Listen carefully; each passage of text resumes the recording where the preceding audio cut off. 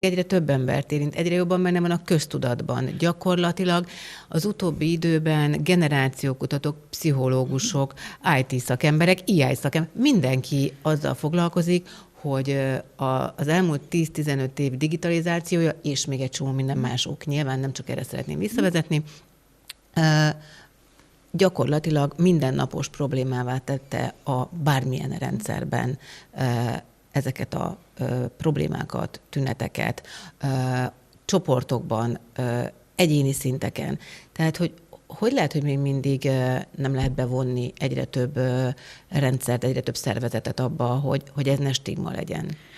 Ez nagyon érdekes, és én azt gondolom, hogy nagyon sokszor egy buborékban élünk ezzel kapcsolatban. Tehát az, hogy egy közbeszédben ez egyre többször előfordul, az nem azt jelenti, hogy egyébként ez a társadalom széles rétegeiben is megvan ez a tudatossága, hogy ez a nehézséghez állnak. Én magam is tapasztalom azt, hogy amikor elmegyek ilyen beszélgetések vagy konferenciákra, és beszélek a neurodiverzitásról, SNI-ről, akkor nagyon sokszor oda jönnek, gratulálnak, tényleg értőfülekre talál a mi témánk. Viszont amikor kimegyünk az utcára, egy játszótérbe, egy állatkertbe az eseni gyereket nevelő családokkal, akkor látjuk azt, hogy az a pozitív attitűd, amit kapok ilyen környezetben, az nincs meg még mindennapi szinten.